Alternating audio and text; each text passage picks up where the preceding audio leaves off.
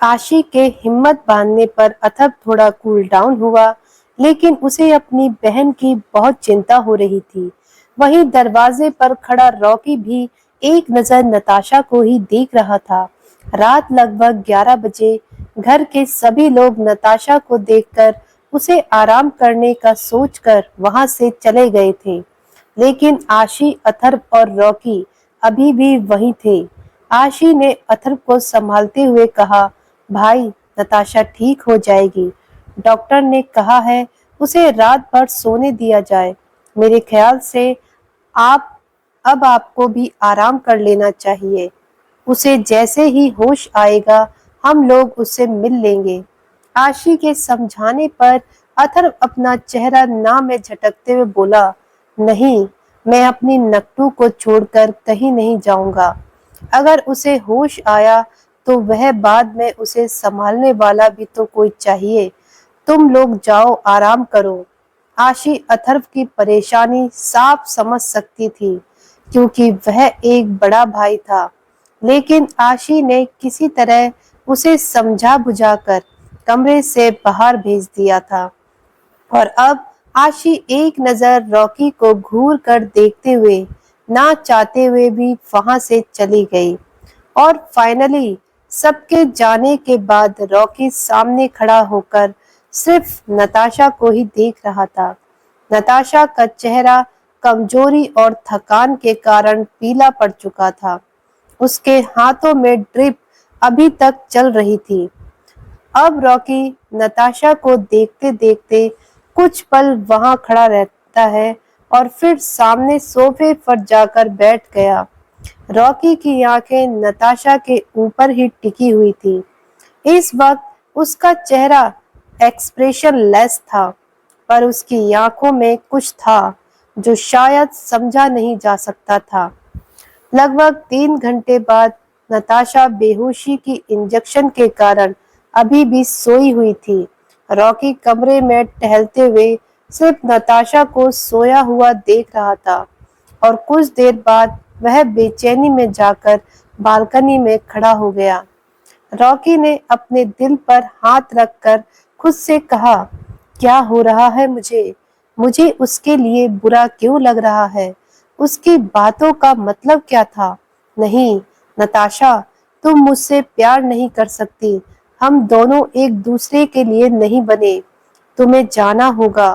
कहते हुए रॉकी अपने पॉकेट से एक सिगरेट निकालकर उसकी कश लेने लगा। इस वक्त शाम के 4 बज रहे थे।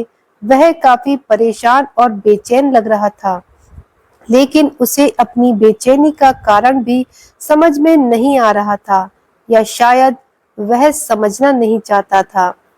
और तभी उसके कमरे का दरवाजा नॉक हुआ और इसके साथ ही आशी कमरे में दाखिल हुई।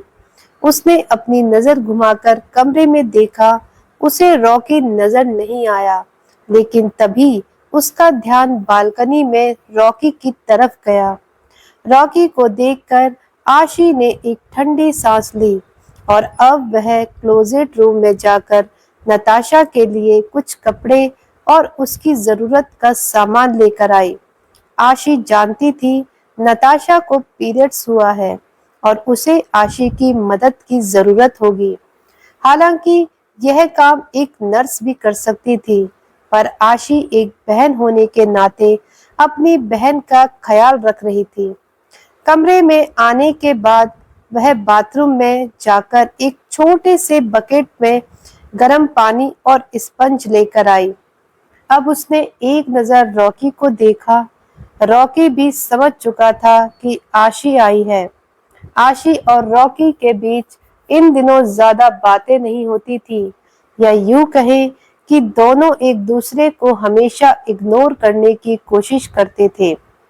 आशी को देखकर रॉकी बिना कुछ बोले चुपचाप कमरे से बाहर चला गया। आशी भी उसे जाते हुए देखती रह गई और अब उसके चेहरे पर नताशा को लेकर कुछ दर्द था।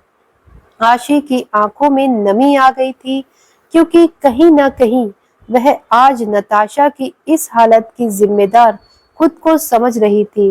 नताशा की लाइफ में आज तक जितने भी प्रॉब्लम है, कहीं ना कहीं इसकी जिम्मेदार आशी ही तो थी। और इस चीज को लेकर आशी के दिल में बहुत ज्यादा गिल्ट था। अब आशी धीरे से नताशा के पास बैठकर उसके कपड़े रिमूव कर उसकी बॉडी को हल्का क्लीन करती है, क्योंकि बुखार के कारण उसे बहुत ज्यादा पसीना आया था और पीरियड्स में उसका हाइजीन रहना जरूरी था, वरना इन्फेक्शन का खतरा था। थोड़ी ही देर में उसने नताशा को क्लीन करके एक लॉन्ग नाइटी गाउन पहना दिया था, जो कि ऊपर से बटन के साथ था। यह नताशा के लिए कंफर्टेबल था। आशी ने नताशा के हाथों में ग्लूकोज की ड्रिप देखी, जो कि लगभग पूरी तरह चढ़ चुकी थी। इसके चढ़ने के बाद डॉक्टर के कहे मुताबिक आशी ने उस ड्रिप को बंद कर दिया और अब वह कुछ देर नताशा की बगल में बैठे हुए उसके सर पर हाथ चलाने लगी। नताशा आशी से 2 साल बड़ी थी। इसके बावजूद दोनों हम उम्र होने के कारण बहुत ही अच्छी दोस्त, बहन और सहेलियां थी। नताशा की लाइफ में इतना कुछ हुआ, लेकिन आज तक उसने आशी को इसके लिए ब्लेम नहीं किया था। धीरे धीरे शाम हो गई और नताशा को होश आने लगा। नताशा को होश में आया हुआ देखकर आशी के चेहरे पर मुस्कान आ गई और उसने नताशा का हालचाल पूछा। उसे कुछ नाश्ता करवा कर मेडिसिन दे दी, लेकिन इसके बावजूद आशी ने नोटिस किया कि नताशा की आंखें किसी को ढूंढ रही थी। हालांकि इस बात का जिक्र नताशा नहीं कर रही थी, पर आशी जानती थी कि वह किसका इंतजार कर रही है और किसे ढूंढ रही है।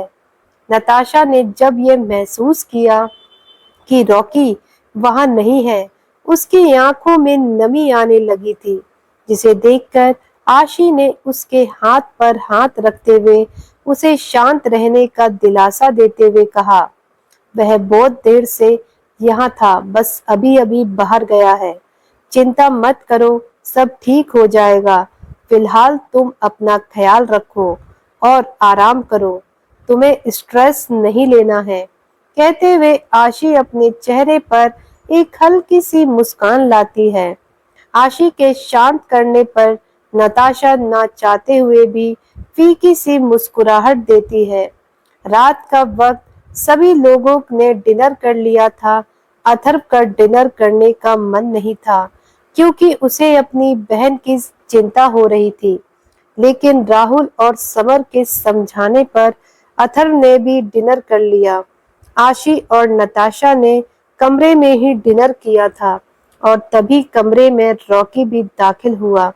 वह बिना कुछ बोले एक नजर नताशा को देखकर बाथरूम की तरफ अपने कदम बढ़ाने लगा। तभी आशी नताशा को मेडिसिन देते हुए बोली, अब तुम आराम करो, आज की रात मैं तुम्हारे साथ यही हूँ। तुम्हें किसी भी चीज की जरूरत हो तो मुझे बताना। इतना सुनते ही रॉकी के चलते हुए कदम रुक गए। उसकी शांत आंखों में अचानक ही कुछ बेचैनी आने लगी। लेकिन तभी नताशा आशी को मना करते हुए बोली, नहीं, इसकी जरूरत नहीं है आशी, मैं ठीक हूँ और मुझे किसी चीज की जरूरत नहीं है। तुमने मेरे लिए इतना कुछ किया, वही काफी है। तुम अपने कमरे में आराम करो। मुझे किसी चीज की जरूरत होगी तो मैं तुम्हें जरूर बताऊंगी। नताशा की इस बात को सुनकर रॉकी की बेचैन आंखें अचानक शांत होने लगी। तभी आशी नताशा को समझाने की कोशिश करने लगी कि वह अभी ठीक नहीं है, उसे रात को हेल्प की जरूरत पड़ सकती है। लेकिन नताशा आशी को समझा बुझाकर वहां से भेज चुकी थी और ना चाहते हुए भी आशी को वहां से जाना पड़ा। कुछ देर बाद रॉकी फ्रेश होकर नताशा से बिना कुछ बोले सोफे पर जाकर बैठ गया।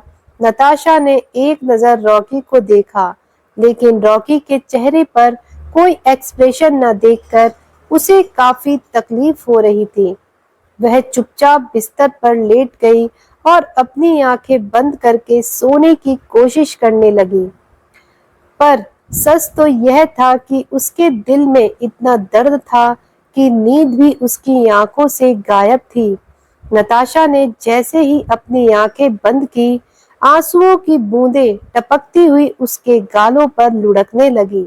लेकिन नताशा के मुंह से सिसकियां नहीं निकल रही थी, क्योंकि शायद यह उसकी सिसकियों की वैल्यू करने वाला कोई नहीं था। क्योंकि इंसान उसके सामने रोता है जिसके सामने रोने से उसे हल्का फील हो, या सामने वाले इंसान को आपके आंसुओं की कीमत पता हो।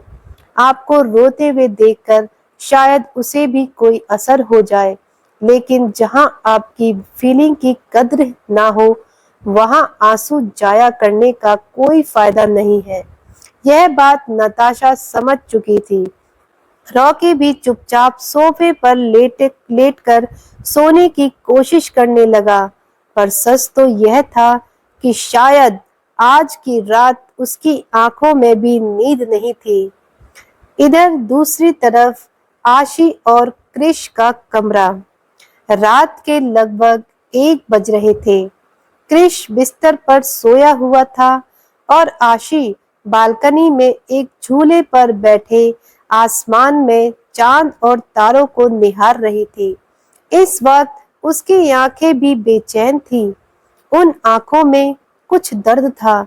उसके हाथ अपने गले में पहने हुए लॉकेट पर थे और उसने एक लॉन्ग नाइटी गाउन पहन रखा था, जो कंधे पर पतली सी स्ट्रिप से बना हुआ था, जिसका गला हल्का नीचे डीप था। वाइन कलर का यह नाइट गाउन इम्पोर्टेंट सेटिंग से बना हुआ था, जो उसकी परफेक्ट फिगर पर काफी अट्रैक्टिव लग रहा था। रात के वक्त ठंडी ठंडी हवाएं चल रही थी, लेकिन आशिक को तो जैसे इन हवाओं से कोई फर्क ही नहीं पड़ रहा था, क्योंकि इस वक्त उसके दिल में कई तूफान उठ रहे थे।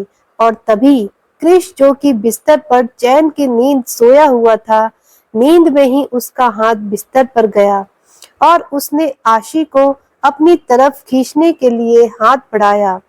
तभी उसे महसूस हुआ कि आशी उसके बगल में नहीं है, और यह महसूस होते ही उसने धीरे से अपनी आंखें खोली और क्रिश अपनी नजर कमरे में इधर उधर घुमाते हुए बाथरूम के दरवाजे की तरफ देखने लगा। शायद आशी वहां हो, लेकिन उसने देखा कि बाथरूम की लाइट ऑफ थी। इसका मतलब आशी वहां नहीं है। और तभी उसका ध्यान बालकनी की तरफ गया। आशी को बालकनी में महसूस कर क्रिश धीरे से बिस्तर पर उठकर बैठा और उसने घड़ी में टाइम देखा, जिसमें इस वक्त रात के लगभग 1:30 बज रहे थे। अब क्रिश बिस्तर से एक ब्लैंकेट लेकर अपने कदम बालकनी की तरफ बढ़ा चुका था, जहां आशी झूले पर बैठी हुई थी। दरअसल बालकनी और कमरे के बीच एक बड़ा सा कांच का विंडो था, जो बालकनी और कमरे को 2 हिस्सों में बांटता था। और उस कांच के विंडो के जरिए क्रिश ने आशी की हल्की सी झलक देखी थी। अब क्रिश धीरे से आशी के पास आया। आशी क्रिश की तरफ पीठ करके बैठी थी।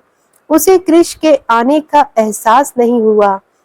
और तभी क्रिश अपने हाथों में लिए हुए ब्लैंकेट को आशी के कंधे पर रखते हुए उसे कवर करते हुए बोला, क्या बात है फायरफ्लाई, तुम्हें नींद नहीं आ रही? यहाँ क्या कर रही हो? अंदर चलो, ठंडी हवाएं चल रही हैं। कहते हुए क्रिश जैसे ही थोड़ा आगे आया, उसने आशिक के चेहरे की तरफ देखा और अब क्रिश के चेहरे के भाव सख्त होने लगे। उसकी दोनों भौहें सिकुड़ गईं और अब वह अपनी ठंडी आवाज में आशी से बोला, तुम क्यों रो रही हो फायरफ्लाई? किसी ने कुछ कहा है क्या तुमसे? और यह सुनकर आशी बिना क्रिश की तरफ देखे सामने आसमान की तरफ देखते हुए ना में सर हिलाते हुए बोली, नहीं, जब तक तुम मेरे साथ हो मुझे कोई कुछ नहीं कह सकता, साइको। और यह सुनने के बाद क्रिश अपनी कठोर आवाज में एक बार फिर आशी की तरफ देखते हुए उसके कंधे को पकड़ते हुए उसके चेहरे को अपनी तरफ करते हुए बोला, तो फिर तुम रो क्यों रही हो फायरफ्लाई? मैंने तुमसे कितनी बार कहा है, मुझे तुम्हारी आंखों में आंसू अच्छे नहीं लगते। तुम रोया मत करो, तो फिर तुम समझती क्यों नहीं हो? क्रिश के इस तरह डांटने पर आशी अपनी नजर घुमाकर क्रिश के चेहरे की तरफ देखते हुए अचानक ही रोते हुए उसके सीने से लिपट गई। क्रिश जो इस वक्त आशी के सामने झुका हुआ था और शर्टलेस था, कपड़े के नाम पर उसकी लोअर बॉडी में सिर्फ एक अंडरगारमेंट्स था। उसकी मस्कुलर बॉडी, चौड़ा सीना, उसके क्लीन अट्रैक्टिव मसल्स काफी स्ट्रॉन्ग लग रहे थे। आशी उसके सामने एक छोटी मासूम बच्ची की तरह लग रही थी। आशी के अचानक रोते हुए उसके सीने से लिपट जाने के कारण क्रिश के चेहरे के भाव अचानक ही ठंडे हो गए, लेकिन उसके साथ ही परेशानी से उसके दोनों हाथ आशी की कमर में लिपट गए। उसने थोड़ा परेशान होते हुए जल्दी से आशी को अपने सीने से लगाते हुए अपनी कठोर वॉइस में कहा, फायरफ्लाई, कम डाउन। तुम रो क्यों रही हो, बताओ मुझे। तुम इस तरह रोती हो तो मुझे बिल्कुल अच्छा नहीं लगता। मुझे आंसुओं से नफरत है, स्पेशली तब जब वह आंसू तुम्हारी आंखों से बह रहे हों। अगर तुम्हें किसी ने हर्ट किया है तो बताओ मुझे। तुम्हें किसी से घबराने की जरूरत नहीं है। तुम्हारा साइको है तुम्हारे साथ। बोलो, क्या हुआ है? किसकी इतनी हिम्मत कि मेरी फायरफ्लाई की आंखों में आंसू लेकर आए? मैं उसकी आंखों से खून की नदियां बहा दूंगा। तुम एक बार उसका नाम बताओ। कहते हुए क्रिश का ऑरा बहुत ही ज्यादा डार्क लग रहा था। उसके माथे की नसें उभरी हुई थी, गोरा रंग गुस्से से लाल हो रहा था और आंखें काफी अजीब तरीके से खतरनाक हो रही थी, जैसे उसमें खून उतर आया हो। क्रिश ने आशी को काफी जोर से अपने गले लगा रखा था और आशी उसके सीने पर हाथ रखकर फूट फूट कर रो रही थी। कुछ देर बाद क्रिश ने आशी को खुद से दूर किया और उसके चेहरे को अपने हाथों में थामते हुए उसे रोता हुआ देखने लगा, और अब वह अपनी नीली आंखों से आशी की आंखों से बह रहे आंसुओं को घूर कर देख रहा था। मैं आखिरी बार पूछ रहा हूँ, बोलो, क्या हुआ है? वरना मैं जो करूँगा उसके बाद तुम मुझे ब्लेम मत करना। कहते हुए क्रिश की आवाज में एक धमकी थी, जिसे सुनकर आशी क्रिश के चेहरे की तरफ देखने लगी। अब आशी क्रिश के चेहरे की तरफ देखते हुए बोली, साइको, मैं बहुत बुरी हूँ साइको। मैंने सब गलत कर दिया। मैंने बहुत बड़ी गलती कर दी। सब मेरी वजह से हुआ है। मैं किसी की लाइफ में खुशियां नहीं ला सकती। मैं हर किसी के लिए मुसीबत हूँ। आज जो कुछ भी हो रहा है उसकी जिम्मेदार मैं हूँ। सब मेरी वजह से हो रहा है साइको। सब मेरी वजह से हो रहा है। कहते हुए आशी जोर जोर से रोने लगी, और यह सुनने के बाद क्रिश एक बार फिर उसे अपने सीने से लगाते हुए बोला, तुम क्या कह रही हो? साफ साफ बोलो फायरफ्लाई, किसी ने तुम्हें कुछ कहा है क्या? गलती हुई है तुमसे, मुझे बताओ, और पहले रोना बंद करो। कहते हुए क्रिश आशी को अपने सीने से लगाए हुए झूले पर बैठ गया, और अब उसने अपनी गोद में आशी को बिठा लिया। अब दोनों के बदन पर एक ब्लैंकेट थी। दोनों इस वक्त काफी रोमांटिक पोजीशन में झूले पर बैठे हुए थे। आशी क्रिश की गोद में थी और क्रिश के दोनों हाथ ब्लैंकेट के अंदर आशी के पेट पर थे। आशी का सर क्रिश के सीने पर था। क्रिश के चेहरे पर कोई एक्सप्रेशन नहीं थे, पर वह अपनी गंभीर नजर से आशी को देख रहा था। आशी की आंखों में आंसू और चेहरे पर मासूमियत थी। अब क्रिश की बात सुनकर आशी किसी तरह खुद को संभालते हुए बोली, साइको, वह नताशा और रॉकी, उन दोनों के बीच कुछ भी ठीक नहीं है। नताशा किसी को दिखाती नहीं है, लेकिन उसके चेहरे की मायूसी मैंने देख ली है। मैं जानती हूँ वह आजकल कैसा फील कर रही है, क्योंकि अगर हम किसी से प्यार करते हैं और वह हमारी तरफ देखता भी नहीं है, तो हमें कैसा फील होता है, इस बात को मैंने महसूस किया है। उस वक्त मेरे चेहरे पर जो मायूसी और दर्द रहता था, वह मैंने नताशा के चेहरे पर देख लिया है, और इसलिए मैंने एक प्लान बनाया है। कहते हुए आशी ने क्रिश को सारी बात बता दी। इसे सुनने के बाद क्रिश के चेहरे पर कोई हैरानी भरे एक्सप्रेशन नहीं थे। आशी अभी रो रही थी, लेकिन क्रिश अपनी कोल्ड नजरों से उसे देखते हुए बोला, फायरफ्लाई, मैं जानता हूँ तुमने जो किया वह अच्छी नीयत से किया, लेकिन तुम्हें ऐसा नहीं करना चाहिए था। वह उनकी प्रॉब्लम है, उसे कैसे हैंडल करना है वह खुद समझ लेंगे। वह दोनों बच्चे नहीं हैं, और किसी की पर्सनल लाइफ में इंटरफेयर करना सही नहीं है, क्योंकि यह बात तुम भी बहुत अच्छे से जानती हो कि अगर कोई किसी से प्यार ना करे तो उसे जबरदस्ती प्यार नहीं करवाया जा सकता। नताशा ने जो किया आज वह उसी को भुगत रही है। सिचुएशन चाहे जैसी भी हो, उसे रॉकी से इस तरह शादी नहीं करनी चाहिए थी। यह जानने के बावजूद कि वह किसी और से प्यार करता था। आज उसकी लाइफ में जो तकलीफ है, कहीं ना कहीं उसकी जिम्मेदार वह खुद है। तुमने राका और समर के साथ मिलकर जो कुछ भी किया वह ठीक नहीं था, इसलिए मैं तुम्हें वार्न करना चाहता हूँ फायरफ्लाई, यह तुम्हारी पहली और आखिरी गलती होनी चाहिए। इसके बाद मैं तुम्हारी किसी भी बेवकूफ़ी भरी हरकतों को बर्दाश्त नहीं करूँगा। समझ गई तुम? अब चुपचाप रोना बंद करो। मैंने तुम्हारे कहने पर उन दोनों को 1 महीने का वक्त दिया है, और अब आगे उन दोनों को क्या फैसला लेना है यह उन पर डिपेंड करता है। तुम उनकी लाइफ से दूर रहो, इसी में सबकी भलाई है, क्योंकि अगर रॉकी के ऊपर किसी भी रिश्ते को थोपा जाएगा तो इससे न रॉकी खुश रहेगा और ना ही नताशा। कहते हुए क्रिश के एक्सप्रेशन काफी ठंडे थे, लेकिन क्रिश की बात सुनकर आशी अपनी आंखों में आंसू लिए उसके चेहरे की तरफ देखते हुए मासूमियत से बोली, मैं जानती हूँ साइको, मैंने जो किया शायद वह रास्ता गलत था, पर यह बात तो तुम्हें भी समझनी होगी ना कि वह दोनों भले ही बड़े हैं पर समझदार नहीं हैं। रॉकी अपनी लाइफ में भटक रहा है, वह सच्चाई को एक्सेप्ट नहीं कर पा रहा।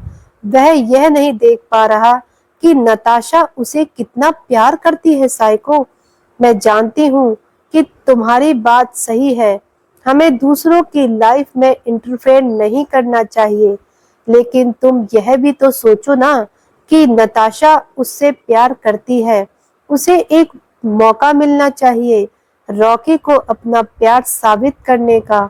और तुम यह बात कैसे भूल गए साइको कि उस सिचुएशन में नताशा ने जो कुछ भी किया था वह मुझे बचाने के लिए और हमारे प्यार को बचाने के लिए किया था।